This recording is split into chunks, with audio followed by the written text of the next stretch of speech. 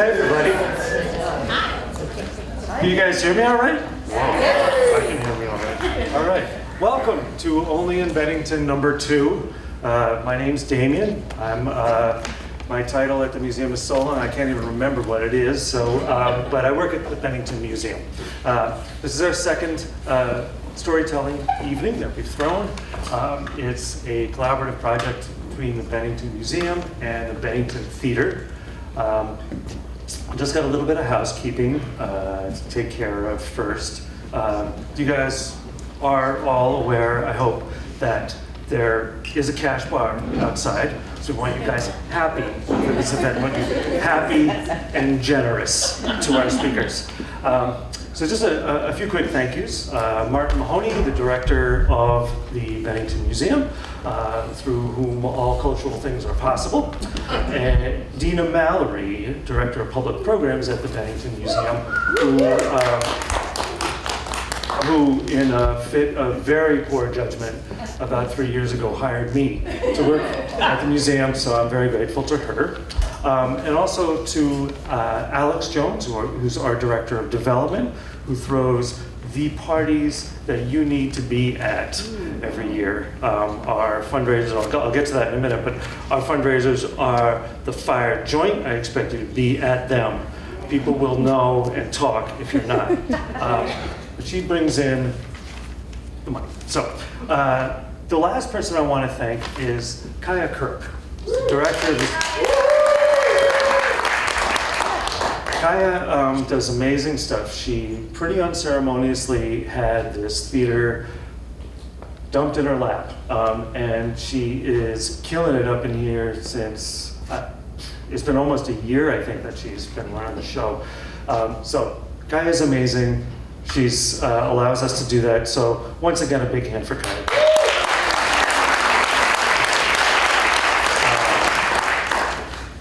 A couple of other things that we've got going on at the museum I want to tell you all about. We've got music in the museum. This is this Sunday. We've got music in the museum. Tom Bogdan is going to be there starting at 2 on Sunday the 9th. November 16th is coming up in about a week. We've got the Bennington Historical Society's book fair. And if I were a little bit better at doing this particular part of my job, I would tell you that there's a book you can buy there. Actually, you can just come over to the museum and buy it. That was co-edited by me, and it came out last month. And you should buy it, because it's great. But you can go to the VHS fair and get a look at some other books, I guess they have. On the 14th, we've got the Vermont Vice Artist Reception. Our big event, our big exhibit next year, I think this is okay to say, is Vermont Vice, and we've got an auction, an artist reception, opportunities to buy art from local artists. That's November 14th, 4:30 to 6:30. Family Day at the museum is December 6th, and that's shopping for children and families. The Vermont Vice Gala happens on December 13th. That was the aforementioned fire party that you need to be at. The gala, December 13th, and New Year's Eve for the wee ones is on December 31st, fittingly. Okay. Other thing I have to say before we get people more interesting than me on the stage is we've got 7 speakers tonight, 7 storytellers, all Benningtonians. There were 2 requirements for the stories that you're going to hear tonight. One is they have to be true, and the other is they have to be about Bennington.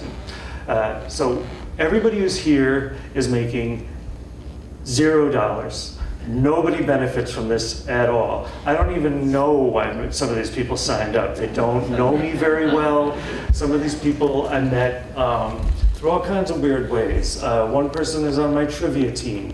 One guy fixes my bike and can't believe at how inept I am at fixing my own bike. Some of these people I just do craft projects with their kids on the weekends. It's, there's kind of a variety of affiliations here. But anyway, everybody's doing this for free and they're amazing. Here's the format we gave them. They're going to be speaking, and behind them they'll have a series of 22 slides progressing automatically.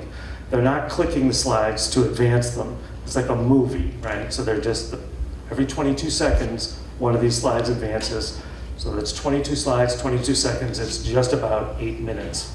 All true stories, all about Bennington. That's pretty much what I got. So without further ado, let me introduce Greg Van Houten. Many of you know Greg. He's called Bennington home since 1991. He is a songwriter and a performer, and a very good one, as well as a visual and graphic artist. And he owns GVH Studios, which many of you know and many of you have employed, that serves the area's cultural, commercial, and municipal industries. I like Greg for a lot of reasons. The biggest reason, one reason is he's speaking tonight, but the biggest reason is that he refused to hire me. When I first got to Bennington, I was looking for a job. So I went to GVH Studios. I'm a big lettering person. This is me over here. So I'm a big lettering and sign person. And I was like, oh, you run a sign company? Dude, you should totally hire me. So I walked in and I said, hi, I'm Damien. Do you guys need any help here at the sign shop? And the person at the front, who was not Greg, although I still hold Greg responsible for this, said, no, we don't need any help, but thanks for coming in. And I said, great, thanks a lot. And then a couple months later, I got hired at the museum. So I feel very lucky that I didn't wind up working for Greg, because I did wind up working for the museum, which has been really, really wonderful. So without further ado, Greg Van Houten. You're welcome. Thank you. I don't have anything to start with. Okay. This is the story of a ship. A ship that became part of my family's story when I was a teenager growing up in New Jersey. It began with my father, who was an architectural engineer working in New York. He started in the construction industry and wound up in the maritime industry. He worked on projects like the footings of the Verrazano Narrows Bridge. He designed tugboat interiors. And he dispatched tugs and barges around the waterways of New York, bringing sand and gravel from Long Island to the landfills that reshaped New York City and the surrounding areas. By the 1970s, he was working on the containerization of the shipping industry. Now, this was a process that transformed shipping from those giant boxes and crates and nets like you see in the movie On the Waterfront to the containers you see now that seamlessly move from ships to trucks and trains. On occasion, he would bring me to his office on Howland Hook in Staten Island, and I would be treated to a tour of cargo ships, the cranes that towered above them, and the expansive shipping terminal. Eventually, Howland Hook was purchased by United States Lines, which was headquartered in New York. Now, for my dad, that meant a move from Staten Island to the United States Lines building at 1 Broadway, an historic building that overlooked Battery Park, the New York Harbor, and the Statue of Liberty. But it also meant working for a company that had launched what he and many people felt was the maritime engineering feat of the 20th century, the ocean liner SS United States. This is a ship my father was very familiar with from his time around New York waterways. The United States was christened in 1951. It shattered the transatlantic crossing record on its maiden voyage, earning it the fabled blue ribbon honor. It continued to break its own records until it was retired. It still holds that honor to this day. This is before ocean liners were just for cruises. They were required for any transocean business or diplomacy. Its top speed was a military secret, and it could be turned into a troop ship in a matter of days. Think post-war America. So by the 60s, though, air travel had become the mode of choice. The blue ribbon became irrelevant, and the United States was retired in 1969 due to lack of demand. So there was a lot of talk about what would happen to the ship. It was purchased several times, but each time economics and changing trends left it in limbo, where it stayed for years. Nevertheless, our house was adorned with playing cards, model miniatures, and photos of the ship. Even retired, it was a great point of pride for my dad. So unfortunately for us, my dad passed away in 1987 at the age of 62. My younger brother and I, having caught the bug, still followed the story of the ship and the eventual formation of the conservancy that was formed to keep it from being scrapped, which was imminent. Over the years, the ship had been stripped of all its valuables, as well as its asbestos. It's easy to say. Besides being the pinnacle of luxury and technology, the United States was fireproof. Even its pianos and its curtains were made of aluminum. The designer, William Francis Gibbs, had literally thought of everything and was obsessed with being fireproof. So by 2010, the Conservancy had raised enough money to purchase the ship at its dock in Philadelphia. It was directed by the ship designer's granddaughter, Susan Gibbs, who raised awareness and money for the ship's maintenance and hopeful restoration. Until last year, when the ship lost its dock, it was evicted from Philadelphia and had no resolution. So the Conservancy, with a new sense of urgency, looked for a new home. Okaloosa County, Florida, came up with a proposal to scuttle the ship and create an artificial reef.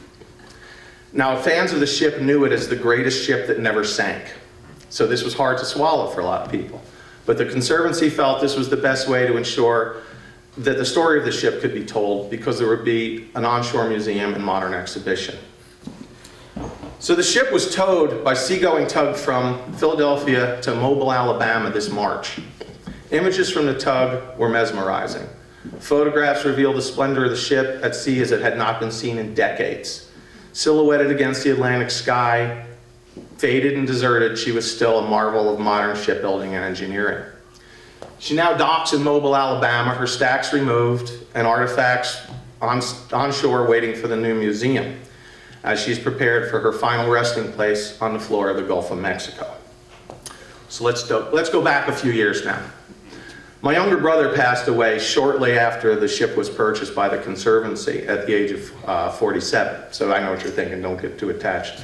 But I wound up with his possessions, which was basically a pile of oddball memorabilia, which I am still in possession of. Years later, as email marketing came along, stories of the ship came along, newsletters, and I saw a story about an exhibition featuring the ship in conjunction with the Norman Rockwell Museum. Now, by this time, I'm living in Bennington, and I'm providing graphic services to many of the area's fine museums, not least of which the Norman Rockwell Museum in Stockbridge, Massachusetts. So I reached out to my contacts there, and they confirmed an exhibition that would feature the story of 4 artists who had emigrated to the United States. The 2019 exhibit, Finding Home, would feature a book by David Macaulay, an artist known for his detailed illustrations of complex mechanisms, and his book, Crossing in Time, about the United States and his family's journey. So I start looking through my brother's stuff for things that might be useful, and I find a United States Lines manila envelope sandwiched between 2 Norman Rockwell hardcover books, just the way my brother had left them. Inside, a few photos of the ship at sea and a travel brochure. I scoop them up, I take them to the museum on my next trip, and I hand them over to the Norman Rockwell Museum's chief preparator and curator of Finding Home, who is now our own Martin Mahoney, director of the Bennington Museum. Thank you, Martin. Martin shows a few of the items for the exhibit, which thrilled me. We got to produce all of the graphics for the exhibition right here in Bennington in my shop. And Jane and I got to attend the opening gala and meet Susan Gibbs of the Conservancy and artist John Macaulay, and see my family's stuff show the story to all these people and turn them onto the ship, which was really heartwarming for me. And to have it at the Rockwell was really special. So here I am. That's Martin. And Susan Gibbs and me. I've never set foot on this ship. I've never even seen it in person. Yet the SS United States has taken me on quite a voyage over 50 years, even finding me in Bennington, Vermont. And I wrote a song about it, which I published in 2019. It's just been a big part of my life. I don't know that I'll make it to Okaloosa County. I doubt that I'll don the scuba gear needed to go see the ship. But I would like to know that the museum was finished, because I think it would be gratifying to know that the SS United States had finally found its home. You can find more about the ship at the Conservancy's website. I hope you enjoyed the story. Thank you very much.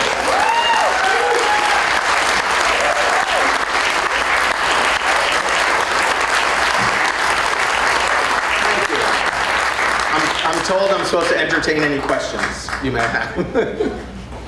Anybody have anything? I have a question. Yes? Why won't you go to Okaloosa and go see the ship? I just don't know if I'll make it. I'd like to. I don't know when it'll be completed, and that. So I'm not sure if I'm not saying I wouldn't, but I just don't know if I'll make it. I'm not betting my life on it. That's all. Okay. That's it. Thank you very much. Appreciate it.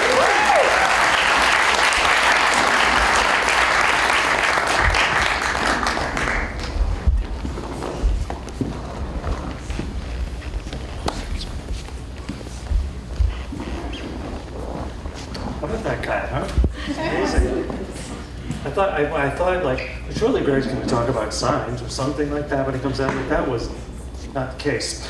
Our next guest, our next speaker is Jess Bouchard. And she gave, okay, there's some Jess Bouchard fans in the building. I like that, I like that. I'm with you there, by the way.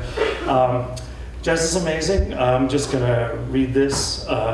Her own description, because it kind of tops anything I could come up with. Jess Bouchard is a tea partying, poetry writing, queer mama, and quirky English teacher turned school leader. She lives in Bennington, works for the SVSU as the DEI administrator, while simultaneously running Queer Connect. She is seeking all the magic. Ladies and gentlemen, Jess Bouchard.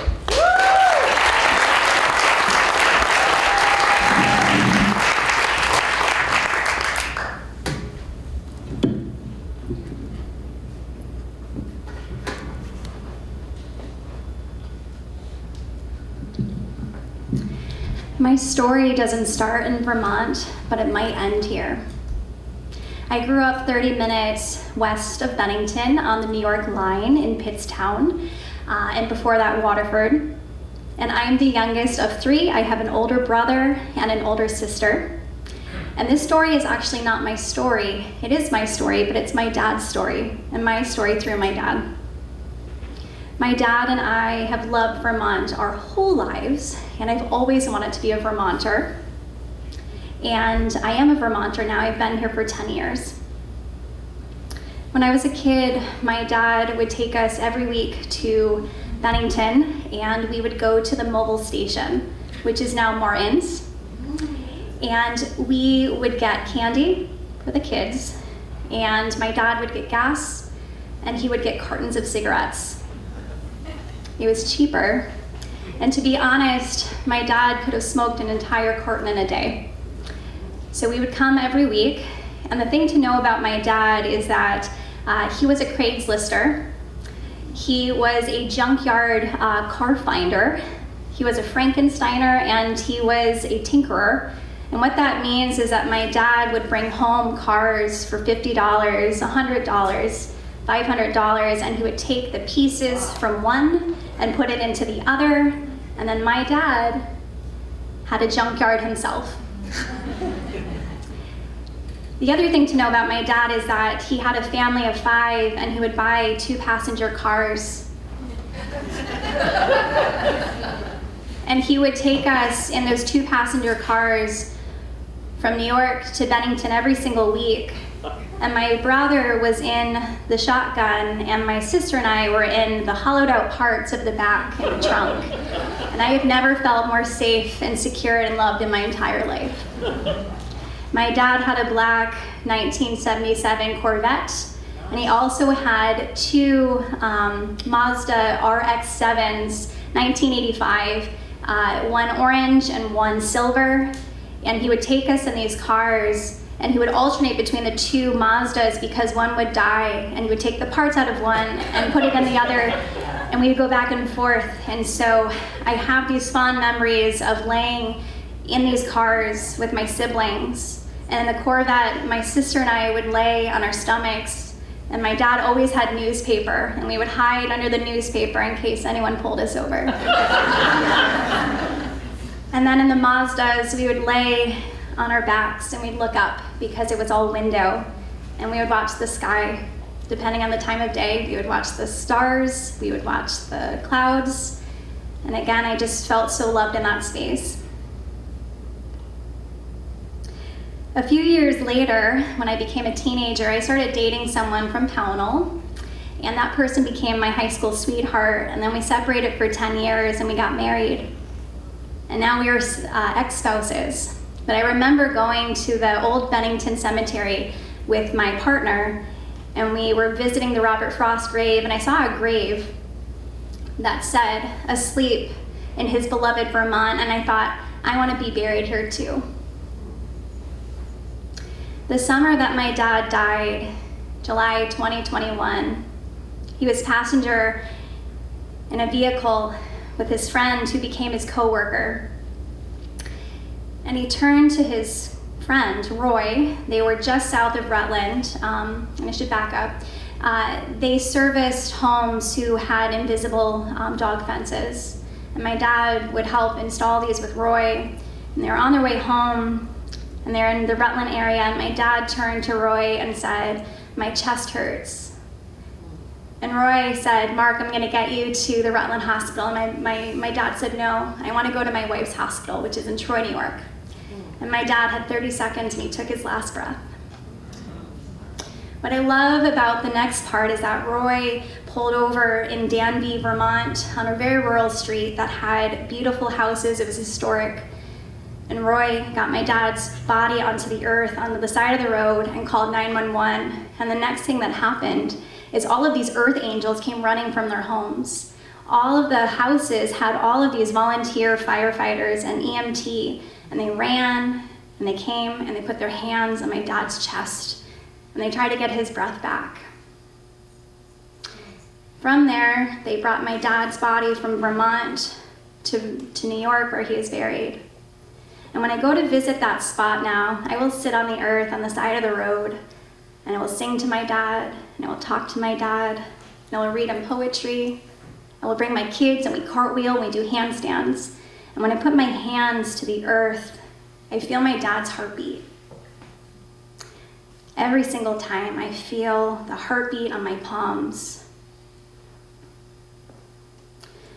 The week before my dad died, July 2021, was the first time that I had anyone in my home from the start of COVID.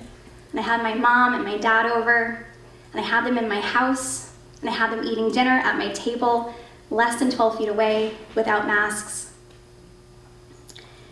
My dad was a meat cutter, and I'm a vegetarian, and I had sushi. I had vegetarian sushi, and my dad had steak. And at the end of dinner, my dad went outside, and I don't know why he did this, but he started the car. It was July, and it was dark, and he was standing in the driveway in front of the lights. And I remember looking out and seeing my dad and thinking, that is a beautiful angel. And I don't know why, I'm not psychic, I have no special abilities, but I knew that that was going to be the last time I saw my dad. And it was the last time that I saw my dad. My dad is in every part of Vermont. He lives in my driveway, he lives in Danby, he lives at gas stations and cemeteries. My dad is everywhere. I have always wanted to be a Vermonter. I am a Vermonter now, and I'm so grateful because that is the greatest gift that I have is my dad's love. Thank you.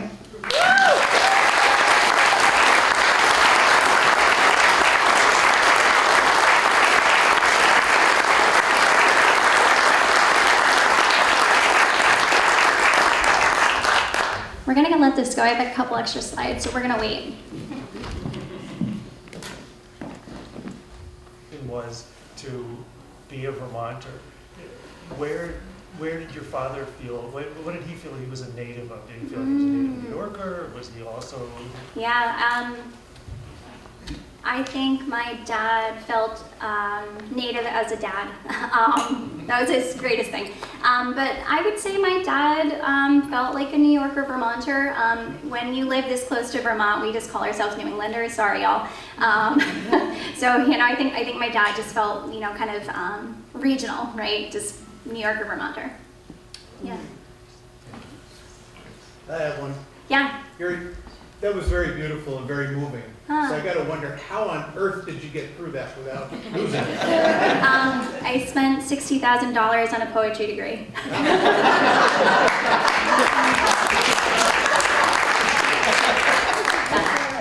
Thank you.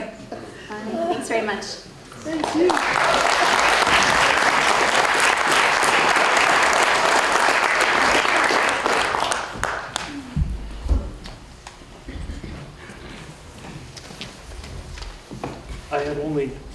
I had only seen the slides. I did not know the narration. They're really.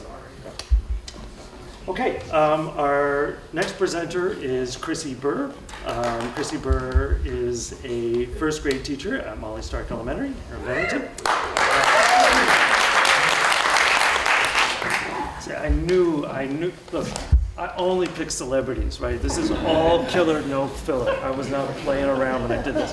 But I knew that Chrissy Burr was going to be a hit, and I was right. Chrissy lives in Shaftesbury with her partner Matt and their two beagles, Daisy and Darwin.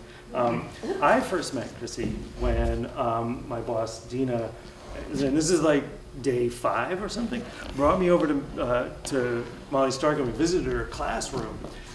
It's first grade classroom full of kids, and what we saw there, I was not ready. I was not ready for this. It was. Chrissy really, really has a magical way with this teaming mass of children. She had them riveted, and they loved it. I mean, it was really, it was not fear, it was love. And it was like big cats with a laser pointer kind of energy in that room that day. Anyway, that's what I got. Everybody, Chrissy Burr.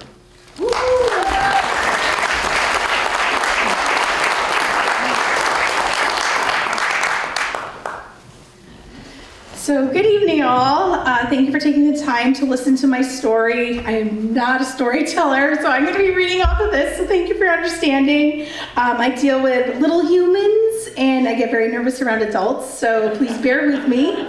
So a little background about me. I'm a transplant coming from Cumberland, Maine, in between Portland and Freeport. Woohoo! I moved to New York to be with a boy to see if we could make our long-distance relationship work, along with completing a master's program in literacy. Fast forward 18 years later, we are still together, and I'm a New Englander again, finally settling in Shaftesbury. Ever since I can remember, I wanted to be a teacher. I had my own desk, chair, and sticker collection. As the oldest of the neighborhood kids, I made worksheets for them and handed out stickers when they did well.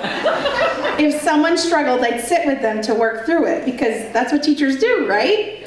As I became older, I took on many roles when working with kids, such as babysitter, a big sister for the Big Brothers Big Sisters program, Sunday school teacher, camp counselor, and many student-teacher practicums. From these many experiences, I learned that I loved working with kids in grades 3 through middle school best. I was fortunate to begin my teaching career at the school around us, a holistic school in Arundel, Maine, where I also completed my undergrad practicum. As a reading and math interventionist for grades 3 through 8, I taught and supported students through a whole child approach. I especially enjoyed our emphasis on project-based learning. Then my position was cut due to funding, so I took a leap of faith and moved to New York for grad school. After I began teaching here, I started as an interventionist, then transitioned to be a middle school math and social studies teacher. While I loved working with the kids, I realized my passion lies in public education, where I can make a greater impact without the constraints of independent school politics. Looking for my next chapter in teaching, I landed at Molly Stark Elementary. When I applied, I really wanted the 3rd grade teaching position. As I was waiting for my interview in the office, I could hear lots of laughing coming from behind the closed doors. It made me so nervous, and I really wondered why I was even there, because of course they would pick the person who was making them all laugh, right? That person who interviewed in front of me was Andrew LaBarge. Luckily, the school was offering 2 teaching positions. In my interview, I found that they wanted me to interview for 1st grade. I was so disappointed. I really wanted to have the 3rd grade position because The kids are more independent, have a sense of humor, have better motor skills, and seem to still love their teachers. Again, third graders through middle schoolers are my people. From my experiences working with the younger kids, I didn't want to spend my day opening snacks, tying shoes, dealing with loose teeth and boogers, temper tantrums, zipping coats. They also can't read or write. I really don't want to end up like this guy. After talking with my support system, as well as the wonderful staff at Molly Stark who encouraged me, and the assistant principal at the time, Gail Johnson, they reassured me I can do it. Gail told me just give first grade a year, and if I hate it, they could move me to another grader's school. Anybody can do anything for a year, right? I quickly learned about the unique needs of first graders in Bennington. One unexpected challenge was that some 6-year-olds still need help potty training. I hadn't realized this could be part of my role, but it often stems from a range of factors, including medical conditions, developmental delays, or in many cases, the effects of trauma. I quickly learned that 6 and 7-year-old brains need very short lessons, about 5 to 7 minutes I have, because I'm competing with tablets, video games, and YouTube for their attention. Also, these 6 and 7-year-olds can have massive temper tantrums with big feelings. Maybe this could be because they're hangry or experiencing trauma, and they feel like they're being triggered, or maybe they haven't had enough sleep because they've been watching YouTube all night. You never know what might trigger these big behaviors, but it is my job to remind them that they are safe in my classroom and they will always have their needs met, and we will continue to practice self-regulation skills. But with all these difficulties, I really try to find the joy and bright spots for what keeps me coming back to work every day. And believe it or not, this is now my 12th year teaching first grade, and I cannot see myself in any other grade now. First grade is a pillar year of development, and I can see all my hard work take off, unlike my years in middle school. Most 6-year-olds that enter my classroom are starting as non-readers and writers. As the year progresses, they develop so many skills, and they can see that reading, writing, math, science, and more can take them to many places. The power of reading is the greatest gift you can give a child, especially when they can discover that it's all around them. We also learn so many things, like how to self-regulate big feelings and strategies to help us navigate the world, like how can we overcome our fears and be brave and dive into the unknown, how we can tie our shoes or cut paper or zip up our own jackets with no help. These are big learnings that I am teaching that matter the most in the long term. In my classroom, we do no thank you bites with fresh fruits and veggies from the USDA grant. I love this activity because kids learn to try healthy foods. In my first year, one student didn't know how to eat a blackberry, and another one would also eat the cantaloupe with the rind on. One child refused grapes. He insisted that he did not like them, but after taking a no thank you bite, he loves them. He still thanks me to this day for making him try grapes. I often will go back to my roots from the school around us. One of my favorite things to do this time of year is our pumpkin jack project. My class from the school before plants a pumpkin garden, and I take one of the pumpkins from the garden to teach about the life cycle of that pumpkin. The kids love watching the pumpkin decompose in the classroom, and then how we can start the cycle all over again with planting the seeds in the spring. To close my story, even though my first graders may drive me batty, their nonstop questions, boundless energy, and giant overflowing feelings, they also fill my days with laughter, wonder, and moments that make it all worth it. I often think about all the reasons I stay. Even though my students only have me for their first grade year, they are forever my students. I also work in an incredible community surrounded by partners like the Bennington Museum, who are deeply invested in making Bennington better, starting with the kids. I may not be the perfect teacher with all the greatest lesson plans and cutest bulletin boards, but what I will do is teach the kids of Bennington the values that truly matter. I will guide them to be safe, kind, respectful, and responsible, equipping them not just for school but for life, and helping them grow into great citizens of the world. Thank you for listening, and please make sure you continue to support your educators and public schools. We need your support more than ever to shape these minds of Bennington. Thank you.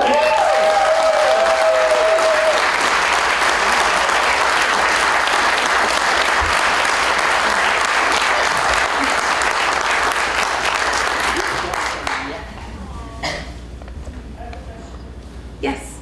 So you've been there for 12 years? you Yes. said? Yep. I was 6 when you started. It's a small town. It's always cool to run into your former students as they're older. Do you see that happening? So my first class, they're now seniors, and I work with a great community partner, Allison Brigham, who's part of the community-based learning program. And I always say, hey, I'd love to have a volunteer. And within like a couple hours, she said, I already have somebody lined up for you. And it was one of my former students. So that was really awesome. Thank you.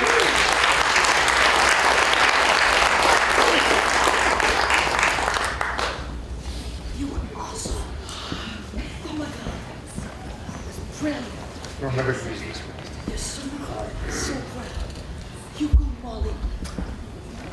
Just want to get a sense of people's feelings. Does anybody in this room feel like public school teachers ought to make like crypto bro money?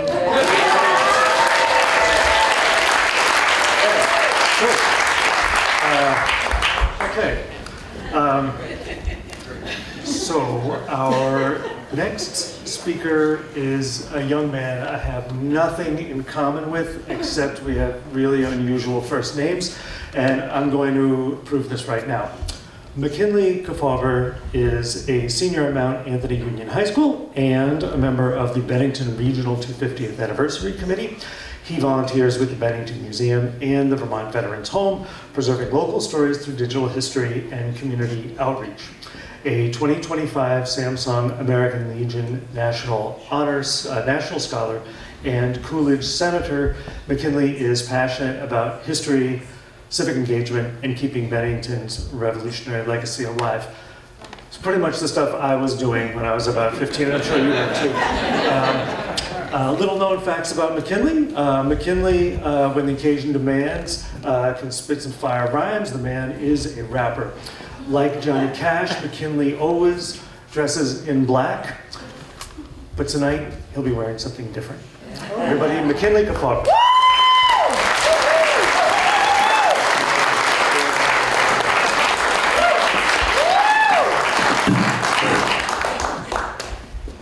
Oh yeah, Mike. I'm gonna do something different, folks. I'm gonna walk. I feel like walking. I need my steps. Okay, well, Damien respectfully did kind of take away my introduction, but my name is McKinley Kefauver. I'm a passionate reenactor and senior at Mount Anthony Union High School. I love biking, hiking, golfing, skiing, swimming, and volunteering. It's very fun. And this is my story about the Bennington 250th Commission and my journey with it. So, fun fact, I'm not from Bennington. Big shocker, oh my gosh. My family and I moved here during the pandemic, and I first got involved in Bennington with Mount Anthony Country Club and the wonderful people there, which then led me to the Bennington and Catamount Rotary Clubs in the area, and from there, a whirlwind of new people and opportunities. So, how did I meet the 250th? I met the 250th at the Galusha House during their Expedition to Fort Ticonderoga event. In fact, that's me right there, volunteering with Interact after eating a chili dog. So when I first saw these guys reenacting in their suits, I was hooked, I was memorized. It was like a spark, and from there, I got in costume. My $20 Amazon suit, and I started volunteering. That was my first event. I missed the photographer, sadly, but that gentleman and I sat at that booth, and it was so amazing. I cannot describe the feeling to you tonight, ladies and gentlemen. It was just like awe-inspiring. It was so cool, all this history, all this knowledge. But I'd like to reflect on my 3 mentors. 2 of them are in the audience today, actually, so give it up for them. These 3 gentlemen taught me how to be a Green Mountain boy. They also taught me the value of giving back to the community and service, and they showed me the impact one can have by just volunteering and giving back. However, there were challenges. When I first started, I was a newbie, and these guys, they were veterans. They've done it for years. So what did I have to do? I had to, as my generation says, I had to lock in, okay? I had to get the musket drills down, which started at the Bennington battlefield, and it was a tough time, but I was devoted. And 2 months later, at this unknown random place in Bennington, I finally figured it out. And I remember one time during that drilling, I got one wrong, and a fellow Green Mountain Boy turned to me and goes, incorrect! And though it was very funny, I do find it meaningful because it shows that they were dedicated to me and that I belonged. And with that, on a more serious note, when the 250th, when I found them, I was only 16 years old, and I was a newcomer to Bennington, right? My family just moved here during the pandemic, and then I learned about their mission. I learned about keeping Bennington's history alive, keeping the Green Mountain Boys alive, and that was just fascinating for me. And that story of the Green Mountain Boys, you can see it everywhere, not everywhere, Main Street in Bennington, with their beautiful banners, and that it connects the community. It connects 1775 to 2025 and ensures that the Green Mountain Boys, the Battle of Bennington, all of that rich cultural identity isn't lost, it's continued. And with that, it's continued not only through history, but through people. And from Rotarians and I breaking down at Harvest Fest, to veterans, parents, students, waving flags on the Battle Day Parade, we all can celebrate our own shared history in Bennington. And that lesson was very important to me, although now I'm going to switch it back to funny. I finally got the power, ladies and gentlemen. I finally had the power to boss them around. A truly wonderful experience. I got to give the commands. Again, in all seriousness, I keep going back and forth, but this was very special because it showed that they trusted me. They trusted me to get up there and yell at them. And now we're going to little kids, right? We're bouncing all over. But relating to trust is inspiration. And my time with the reenactors of the 250th, they've inspired people. Look at these little kids. How could you get 20 little kids in lines with wooden muskets? No one could, except the teachers. But no one could do that. And that just shows their inspiration. And some of those kids are so inspired that they reenact. Look at that. That sweet little boy in the red cap marching with retired folk, middle-aged folk, teachers. It is such a united community, and the reenacting and celebrating our history ties Bennington together, and that is one of the things that I've realized. And every person I meet reenacting has a story, and they all are united in the 250, and that is one of the most important and meaningful things during my time here. One guy, he's the taster at candy factories. What? And now he's a reenactor. What? And that idea, right? That one example, it reinforces community. And my time at the 250th inspired me to start volunteering at the Vermont Veterans Home, doing a digital history project where I interviewed veterans and captured their stories on a digital library. And hearing their stories from storming Normandy to Vietnam showed me that they're very similar to the Green Mountain Boys. They emphasize courage, community, and loyalty. 3 things that they share.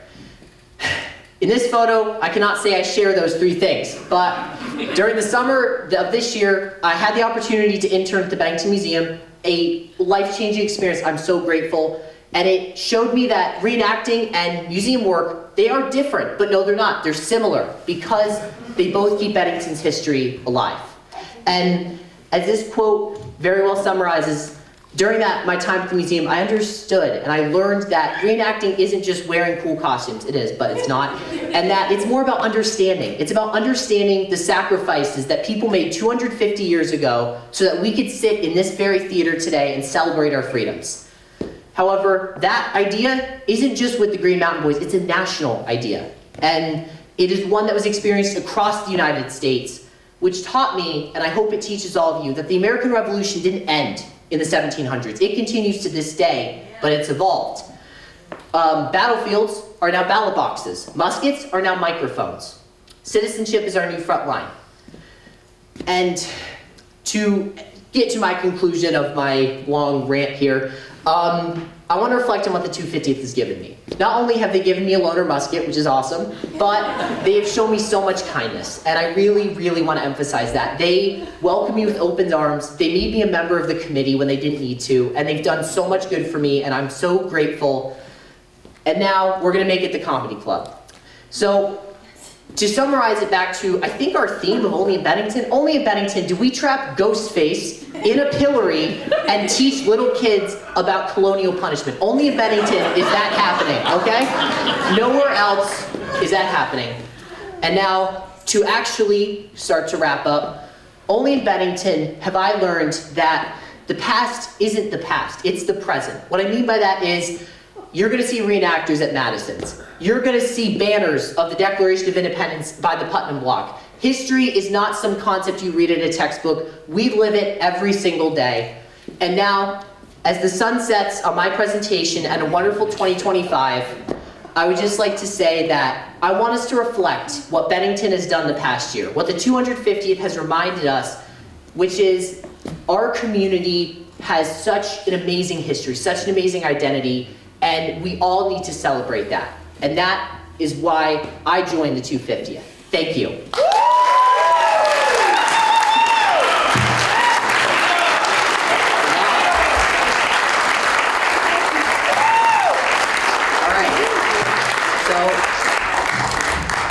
So I was informed by my great colleague that there may be some questions. So if anyone has any questions, raise your hand. I'll be more than happy to share something.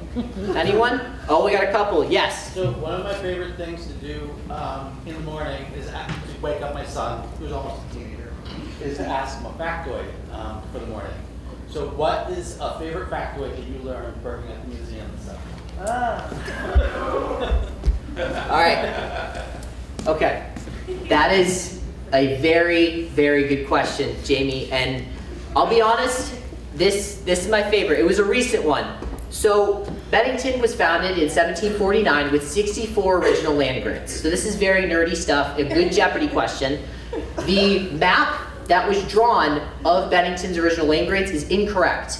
And the land grants themselves, some of them are in the wrong places, and the compass, I don't know why I'm blanking on the word, sorry folks, but your north, south, east, west is rotated 90 degrees in the wrong direction. So a fun fact is whoever worked with Benning Wentworth to make a map of Bennington, they were really bad at their job.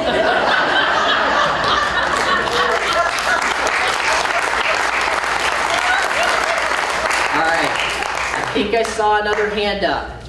Maybe, right here. Mr. Thatch. By the way. Thank you, Mr. Huzzah! Huzzah! So all these people here want more information about the Bennington 250th celebration. Where do they go? Is there a website? So, Mike's coming off. So, my dear colleague, the vice chair of the Bennington 250th committee, one of my mentors, if you were paying attention, one of my mentors on the presentation, Jim Thatch, yep. So, that is a great question. And the answer, Bennington250.org, ladies and gentlemen. This is not a scam. We want to steal your money, but only if you want us to. And we need more people. So if you want to volunteer, if you want to look like this is the new fashion trend. This is on Vogue. If you want to look like this, join 250, okay? That's all I'm saying. Thank you.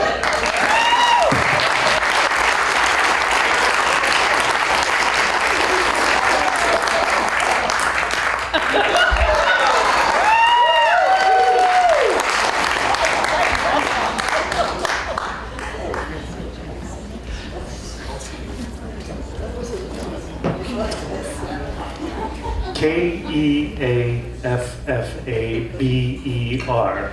Keep that name in mind. I have a feeling you may be seeing it on a ballot at some point.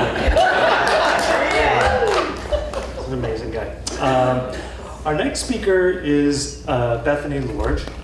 Bethany was born and raised in North Adams and is in her 17th year. Some fans of North Adams in the house? Okay, all right. To find town. She's currently the interim assistant superintendent for the SDSU, while also maintaining her role as the principal at Pownell Elementary, which is where we met. After graduating from Williams College, she moved to San Antonio in 2007 to pursue a master's in teaching, then administration at Trinity University in Texas. After 15 years in San Antonio. She tore herself away and moved back to the beautiful Berkshire. She's currently pursuing her educational doctorate in educational leadership and policy at Boston University. She lives with her partner, Jamie. There are 3 kids and 2 puppies, Boomer and Stella. Her happy place is in the mountains, as you're about to find out, or with her toes in the sand. When I met Bethany because the first thing Dina asked me to do when I got to the museum was basically interview every person who works in either a social service agency or the schools. And so I went to Pownell and I encountered this person who was dressed as Ethan Allen, and I thought, very funny, please direct me to the principal, you weird person. And she said, that's me, I'm Bethany George, I am the principal you seek. But I knew that Bethany was really something else, and so I tried to get her for our last event, couldn't do it. I'm really glad she's here tonight. Just a little side note about Beth. Beth is a very serious basketball player. She was a star hooper in high school and in college, power forward. She's actually in the Berkshire Regional Girls Basketball Hall of Fame. She scored over 1,000 points in high school, which is about as many as I scored. But Beth is, in addition to being a principal at a school, has another role.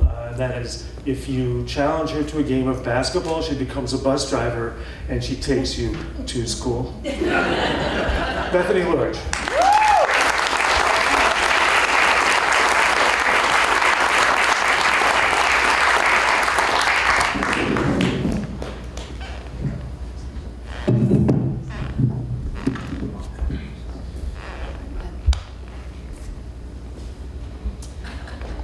I did not spend a whole lot of time in Bennington when I was younger.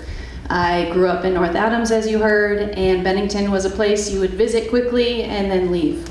And so when I was asked about presenting this, outside of my work life, I didn't really know what I was going to talk about at first. And then something struck me that was an absolute perfect story. So before we get to the Bennington part of the story, I need to introduce you to my dad. This is another story about my dad, about a dad. So here are Buzz and Woody, and I had acquired Woody through the Burger King Happy Meals that they gave out, and I really wanted Buzz. I had Buzz, I really wanted Woody, and my dad drove to every Burger King from North Adams to Lee, Massachusetts in order to acquire me a Woody doll. And then our journey just continued. He introduced me to the outdoors by snowshoeing and making a fire and whittling sticks and breaking out hot dogs. And say what you want about hot dogs, this was the best meal we ever shared together. Our first overnight, my dad looked like this. He carried pots and pans, he carried all the heavy things so that I didn't have to carry it, and he carried these little sterno containers, which was how he expected us to cook our meal. Now, if you've ever seen sterno, they usually keep things warm, but they don't really cook food that well. But we had a wonderful time, and we played Uno, and we listened to the radio, and we had our first experience camping out together. And I carved my initials on a tree, which I know is not a good thing to do to a tree. But many years later, when we walked the same path, we found those initials, and it said, BL was here. Here we are, we took our adventures outside of the Berkshires. We hiked into the Grand Canyon, and when we this was with other family members, but when we got there, you can also notice that he is still struggling with figuring out how to be lightweight with his backpacking because he had a camcorder attached to him. One of our routines every night was that we would have to hang our food between 2 trees so that bears couldn't get the food. And so he would attach a rope to a carabiner, throw it up, and one time it got stuck, and he pulled extremely hard, and that thing went whizzing right by his face. And in a very calm way, he looked at me and he said, well, that could have hurt. After a hike, a long weekend of hiking, he was excited that we were going to be able to just easily walk back to our house at the end of that hike. 6 miles in 2.5 hours of walking from the trailhead back to our house, we finally arrived safely. We then also would love to, we would have to, get water each night. And so he would filter the water and I would sit there and help him. And one time I said, Dad, I'm so glad that we can have clean water so that we don't get gonorrhea. And he said, Beth, it's giardia. Which brings me to our Bennington story. These are huts that are along the Appalachian Trails. We would usually try to find one and then set up camp nearby. And one night after hiking all day, we were trying to find a turnoff. And it was very specific, and this is in a time where you didn't have GPS, and so we're pulling out maps, and we're like, yeah, it should be here, it should be right here, and we go back, and we go forward, and we were trying to find this. And we just couldn't find it. So finally my dad said, it was getting dark, and he said, we've got to go set up somewhere. And it's not gonna be at one of these huts. So we started walking, and we came to the top of Harmon Hill, which overlooks the town of Bennington. And I said, Dad, what is that town down there? And he said, oh, that's Bennington. Now I thought we were in the middle of nowhere. And he said, that's Bennington, and that is the Bennington Monument. And so it was starting to get dark, and I put down my backpack, and I went and I found a private area, and I popped a squat, and I looked out over this beautiful vista. And in a moment when I was scared, and when I was uncertain about what we were gonna do or where we were gonna stay, looking down over Bennington made me feel very comfortable and very much at home. Our travels took us to the Grand Tetons, where we hiked together. Also, another beautiful space to pop a squat because the vistas are gorgeous. We swam, my father swam in freezing cold lakes. We saw moose and we saw grizzlies. And so you're probably saying, well, Bev, what about your mom? Well, she's pretty cool too. She is also right there with me. And they have been the most supportive parents for me as I've journeyed and made ventures. They would visit me in San Antonio. They attended all of my sporting events. And even when I wanted the Ninja Turtles instead of Barbies, they were still supportive of that. This is the reason that my mom is not in this conversation quite as much is that this kind of centers around camping and hiking, which my mother was not a huge fan of. This picture on the right, it was a hike up Pine Cobble. For a long time, I thought, this might be the last picture I take of my mother. Because we barely made it back down, and she still to this day blames me that her hip replacement was due to that hike. When it came time to move back to Texas, my dad was there. He drove down, he had driven me down originally, and he drove down to meet me to transition back to the Berkshires. But before I did that, I did one more camping trip. And this is Big Bend. It's in West Texas. And it's a very simple structure you can see there, a table, a fire ring, and you drive off-road for a long distance. So you're in the middle of nowhere, overlooking this beautiful land. So of course I had to pop a squat there. Now in the desert you have to pack out everything you pack in. And so this is actually a law, that you had to utilize these like Home Depot buckets, which I know is getting kind of graphic. But again, I had this moment where I'm looking out over this beautiful vista, and I paused, and I was brought back to this moment right here, where I felt like this transition in life is happening. I'm nervous, I'm scared, but just like in that moment that I was in Bennington, overlooking Bennington, I felt at home, and I felt safe, and I was excited for the adventures that were about to happen for me. My adventures have taken me a lot of different places, and my journeys with my father have really kind of set me up to enjoy the outdoors and to not be afraid to take risks.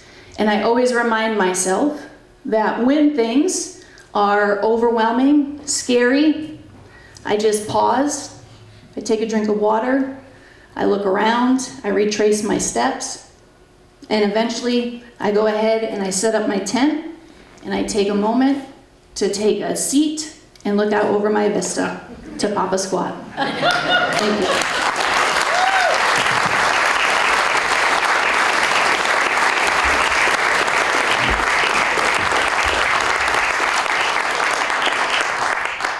Any questions?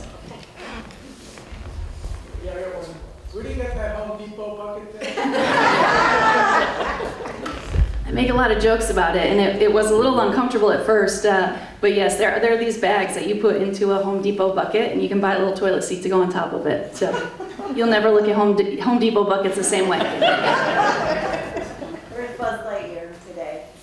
What was that? Where's Buzz Lightyear today? Buzz Lightyear's right here. Oh, You good. can go ahead and raise your hand, Pop. Maybe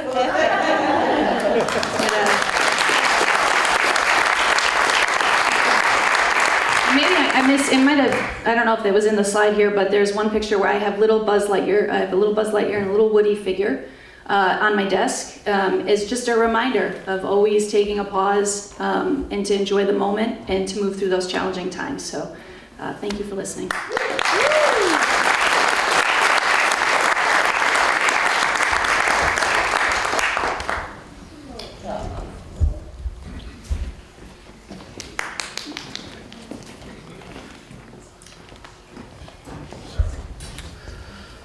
So you guys, just the first thing I just wanted to say is there's almost nothing that could get me to want to go back to grammar school. But if I had a principal like Bethany Lurch, I think that might do it. That might do it. If I knew that I could go back and my principal would be like Beth, that might do it. Okay, we've got 2 more speakers to go. Like I said, everybody's amazing. So your next speaker is Andrew Hall. Some of you know Andrew from the Bike Hub. Andrew is, in his own words, best found in the woods. He's a Bennington native and shop manager for the Bike Hub. He spends his free time leading groups of friends on far-flung riding and hiking adventures way off the beaten trail. He is easily excited by old topographic maps. Another thing about Andrew, I got to know him at the Bike Hub. And one of the things I really like about him is that unlike every single other bike mechanic, he is neither cranky nor surly. Any bike people in the house? I guess not? No? Anyone really hitting for you? Okay, cool. That's all right. Andrew also owns an a very, very rad 1984 Jeep Cherokee, and he rebuilt the entire engine via YouTube. He's been a very, very patient and gracious counselor to me in my various bike adventures, and I'm so glad he conceded to be here tonight. So, without further ado, Andrew Hall.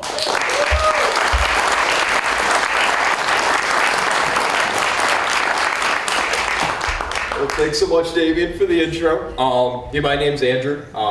I am, so as you mentioned, you probably, if you've met me before, probably through the bike shop.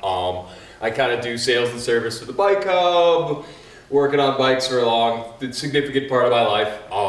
But today's story has nothing to do with that. So today, I'm going to be talking a little bit about kind of one of my favorite secret spots in the woods out here. We're lucky to have a lot of them.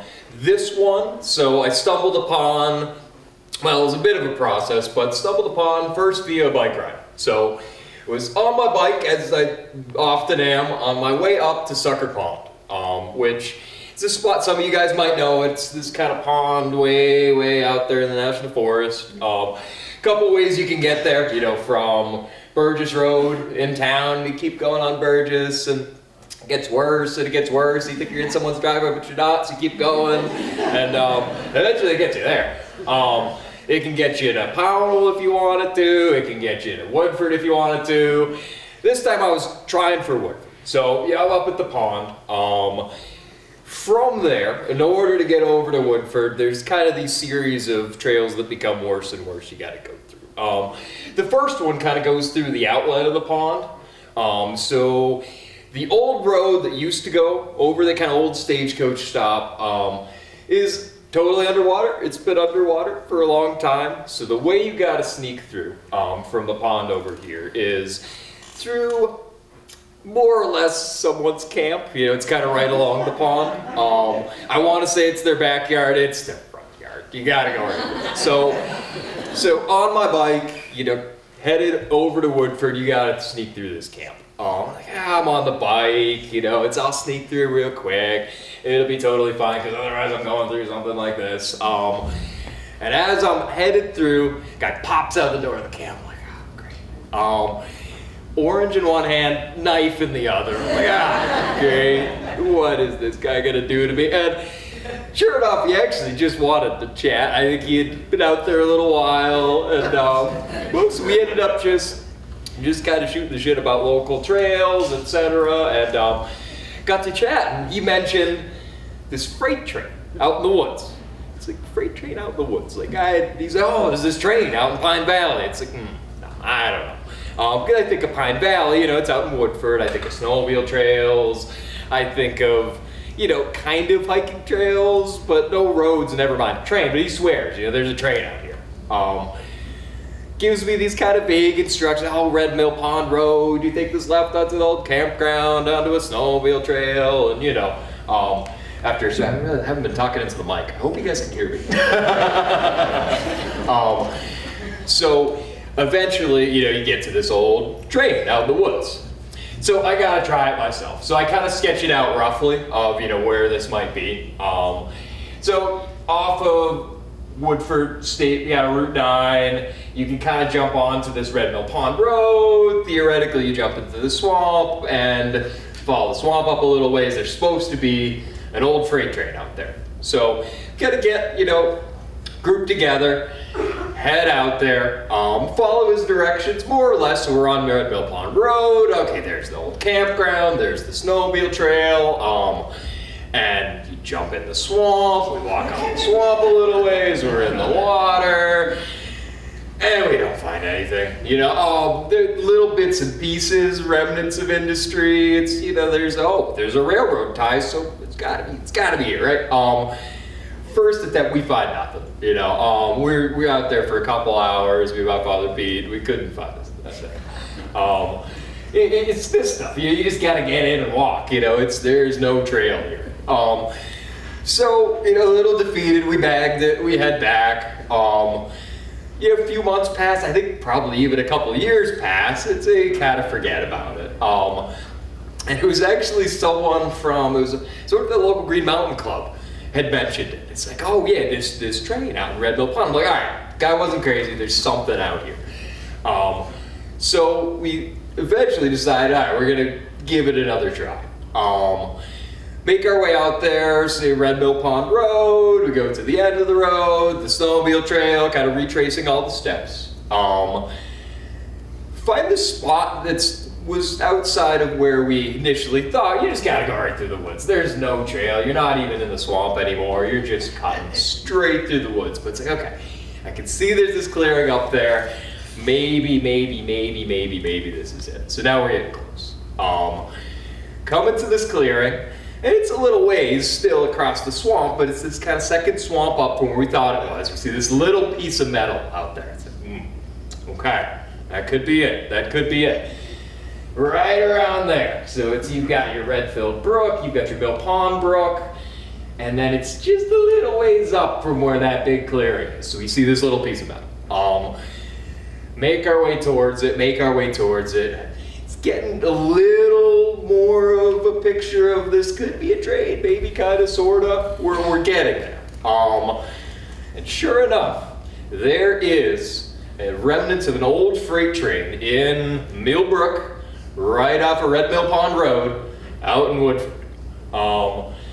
It is, so there'll be photos in a minute, but it's an old, essentially an old boiler from a freight train, probably kind of Civil War era, that was used for logging operations during the late 1800s, early 1900s or so.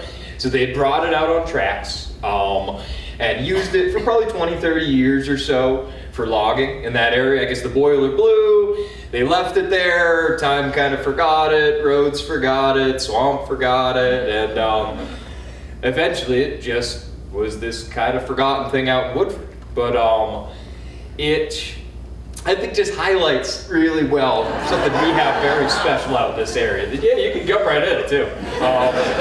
It's a little bit of a squeeze because you can kind of make it work. Yeah, it's my buddy Eddie. We kind of had to like pull him back out a little bit, but you can do it. There's a little like canister in there too. You can crawl in. There's a little sign in you can do and all that. But there it is. So there is again just out Woodford, an old freight train. And I think it just highlights really, really well some of the amazing, just secret little stuff like this we have out in the woods that feels, at least to me, very unique to this area. It's stuff that is outside of what is on the internet. It's outside of what you could pull up on all trails of the best hikes in the area. It's the kind of stuff that you're only gonna figure out just by chatting with people.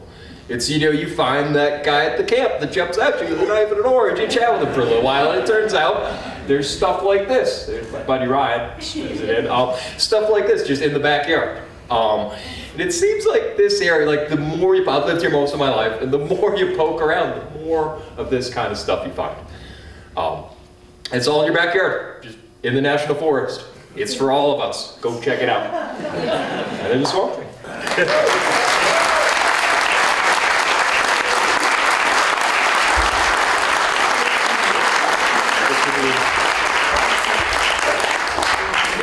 Q&A, any questions, anybody? So how do you get there again? Yeah, yes, that's the thing, huh? So if anyone actually does want to go check it out, I'll give you a little GPX file, I'll send you a little thing to navigate to get there, because it is my instructions I'm sure were just as cryptic as the first guys, but if you want to go track me down after this, I'll give you the actual how-to. Would you go with us? Yeah, let's make it happen. Absolutely. Definitely. All right, well, thanks so much, guys.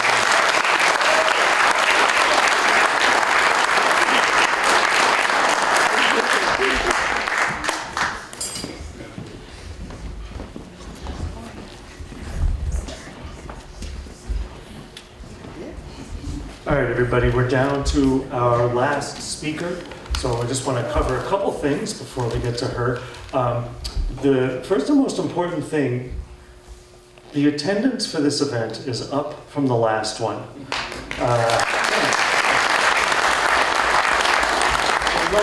I'm delighted.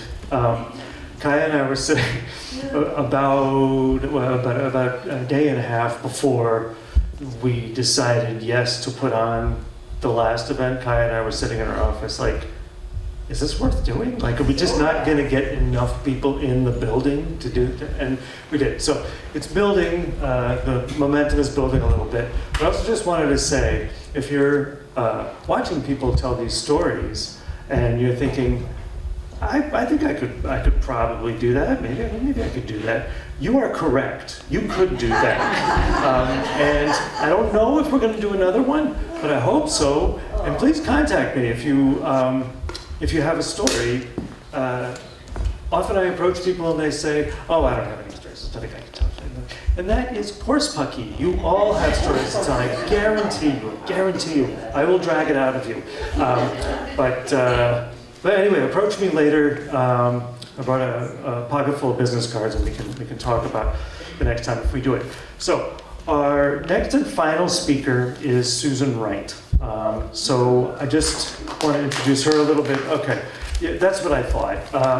A lot of people know Susan. I just got here. I just got to Bennington about 3 years ago. My wife and I moved here relatively recently. Of course, you have to be here 15 generations, I think, or else you're just a newcomer. So I'm very much a newcomer. But Susan is definitely a known quantity. I was amazed, really thrilled that she agreed to be here. I met her at a Bennington Historical Society meeting, where she is a passionate and vocal advocate for refurbishing and returning the old meeting house monument to its former glory. And I was very impressed with her in those meetings. And the next time I saw her was right there at trivia night. second Thursdays, hosted by our own Jim Thatch. And Susan was on the team, and it was amazing. She knew stuff that no one else knew. She was like our secret weapon. I was amazed. I'm like, okay, Susan Wright, something else. Not expecting. But during that night, through a complicated series of events, Susan began to tell me about something that she does that I was not ready for. I was like, what? Excuse me? Without further ado, Susan Wright.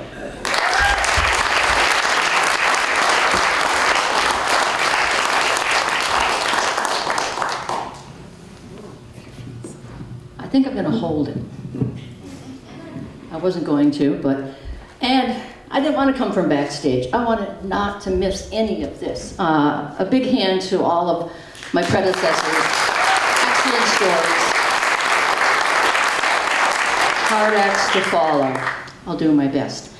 Okay, in 1994, my family moved to Bennington. We've been here 30 years. It's hard to believe. But what's even harder to believe is the founding of our company was 50 years ago. And that company was our John Wright Dolls. Some of you people know about the doll company, the doll people. We're out on West Road. We've been in Bennington for 20 of those 50 years. But a lot of people don't even know that all the work is done here in our workshops. Nothing in China, all made in the good old USA in Vermont. Another thing that people don't know is that our dolls are not plastic, they are not porcelain, they are not resin, they are made out of felt. Fabric, lots of fabrics. So keep that in mind as you see the slides I'm going to be presenting to you. So without much further ado, I guess I'm ready, okay? Okay, this is John Wright. I'm going to start with the end. In March of this year, John Wright died of complications of Parkinson's. He was a visionary, he was talented. He would be told that something wasn't possible and he'd say, why not? He was a task maker, and he drove from Detroit in his VW Bug here with bald tires, didn't know how to drive a stick shift. Somehow he made it to New Hampshire. He met these people up here who were from Quaker City, and they were craftspeople and they were strange. I was getting my education at UNH, and that was one of my sculptures. Okay, we met at the bread factory in Claremont, New Hampshire, and the moment I saw him, I knew that was the man I was going to spend the rest of my life with. But I had to finish college, and I went back and got my degree, a Bachelor of Fine Arts degree. Was planning on going to get my master's in New York City. John and I sort of stayed in touch, but then he told me he was going to hitchhike to Florida and pick oranges and work on his tan. I abandoned my plans to get my master's and followed him down and hitchhiking in a blizzard. We ended up in this lovely palatial trailer, which didn't have a bathroom, but luckily the trailer park did, and it had a lot of cockroaches. So we went back north to Brattleboro. We heard it was a really cool place, 1970s, common ground restaurant. I wanted to work there so bad. I got a job as a cook. I ended up being manager. John got a job in a hardware store. He didn't like it all that much. He got laid off after a year. I think he got fired. But then he thought he should make a doll. So he did. See, over there, that funny little guy? Well, he's not much to look at. But then the next day he made those three guys up there, a little more sophisticated, and he sold them at the local craft stores. But we wanted to make something a little more sophisticated, so we started finding out how to mold felt faces. We even molded felt in the waffle iron. But we didn't want waffle-faced dolls, so we, had to make molds and learn how to do it properly. It took over our apartment. We used to have cutting out parties. People would come in and we'd all cut out the doll parts together. But we knew that it was only a matter of time where we'd have to have real employees because we were getting orders for hundreds of dolls, mostly from the Enchanted Dollhouse. Okay, now it's time to make some living dolls. There's Lillian. She was born in Brattleboro, 1979. But with another baby on the way, we needed a house. So we moved across the border to Washington County, where real estate is cheap. And Arthur was born in 1982. We were still making the dolls in the back room of our home. Okay, now, we thought we have a business, we have a family, we have a mortgage, we got to get married. We already had a flower girl, and we already had a ring bearer, so let's do it. There we are at St. Luke's Episcopal Church, and there we are, passionate, and best thing we ever did. Okay, so we moved out of the back room of our house. We moved into this industrial building. They were renting out, spaces, and so we rented a few spaces, and the next thing we knew, we took over the whole building because we had 55 employees by that time. We were making thousands of dolls, and we really needed the space. We didn't look for people who had experience, but they had to be eye-hand coordination. Okay, as if we don't have enough to do, we decide that, Lillian and Arthur need siblings to boss around. So Emily was born in 1984. She was a honeymoon baby. And Jack was born in 1986, so we have 4 children, a Scotty dog, and I'm wearing Laura Ashley fashions. Big turning point. Winnie the Pooh, Disney, John went for the big stuff. He got a license for this. We did about 10,000 Winnie the Poohs over the years. Snow White and the 7 Dwarfs, we did 2,500 sets of those. Multiply 2,500 times 8. Geppetto, Pinocchio, and of course Mickey Mouse. Okay, now we have to get back to Vermont because we love Bennington. The David Robinson house was available, so we bought that. Of course, it's now better known as the Fruit House by many people because I've been decorating it for Christmas like this for about 25 years. The children were young enough to think of Bennington as home. Okay, we also did Beatrix Potter, Peter Rabbit, very popular, especially in Japan. We did not know this.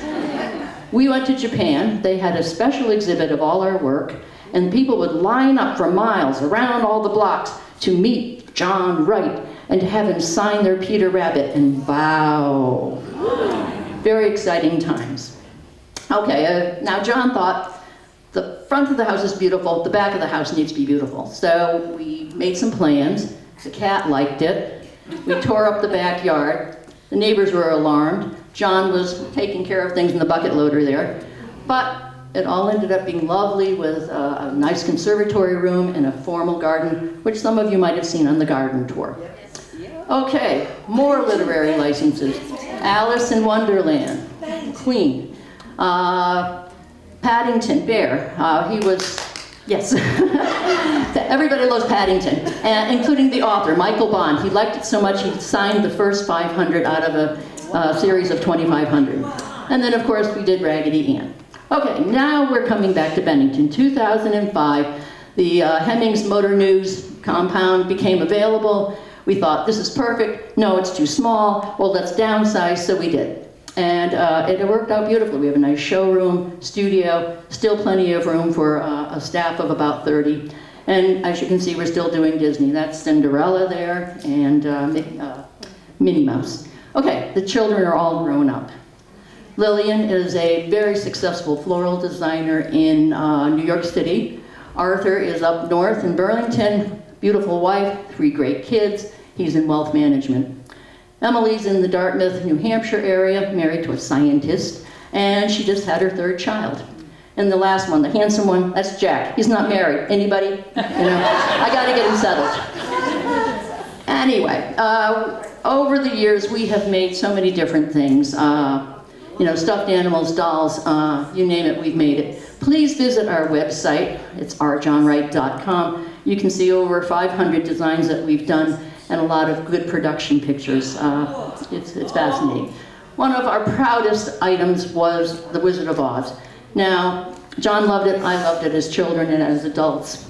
The licensors were able to give us actual costumes from the movies to make sure we got it right. And I think we did. I think we've probably done the best ever. All right, more Hollywood. John loved Hollywood.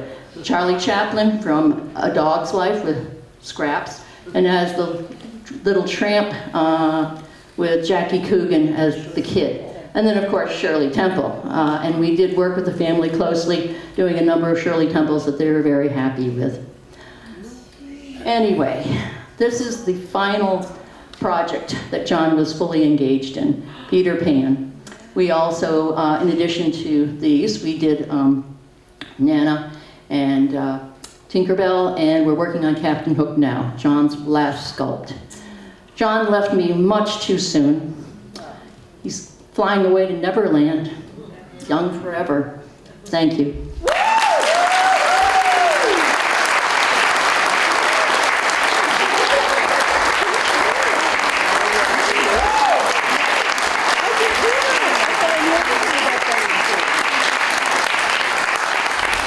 I feel like I just ran a marathon. 50 years, 8 minutes, you know. Anyway, any questions? Wow. Yes? Yeah, hi. I'm interested, I'm just blown away by all the talented people you must have hired. Can you just give us an idea of the kind of technicians that it took to hire to produce these things? They were all just good with their hands. They weren't doll makers, they weren't anything professional, but they had good eye-hand coordination. We used to give them a dum-dum test. It was just a little written test, a little draw squiggle and line up these dots and draw a straight line. And by that, we knew who could be taught. And so most of our people, we've trained them now. Most of our employees, we've had many years. Some of them 35 years, one approaching 40 years, been with us forever. I guess they like it there. Anybody else? Do you have a favorite doll? Yes, like I say, the Wizard of Oz are my favorites. I'm not sure what John's favorites are. He had a lot. Whatever was happening at the time. Question. Yes? I was fortunate to take a tour of your facility several years ago. I don't know how often you give those, but it's fascinating. We had exchange students with us at the time, and we took them through. Yep, those were great. We had 2 open houses, and we hope to do another one. In fact, I'm thinking of having some kind of big tag sale, because there's a lot of stuff that we'd like to get rid of. And there was another one? Yes? So yeah, no, we've seen the history sort of related to this. Is there a future for the doll company? What's next for the doll company? I will continue to finish the things that were in process when John was with me. I don't think I will continue for too much longer, though. As we used to say, he couldn't do it without me, and I wouldn't do it without him. So.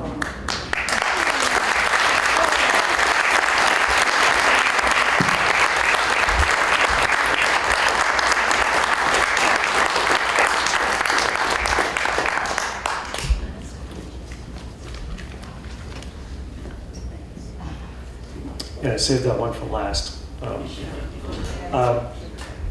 Well, everybody, thanks so much for coming through on behalf of Bennington Museum and the Bennington Theatre. Really, really grateful. And really, just one more time for our presenters, like,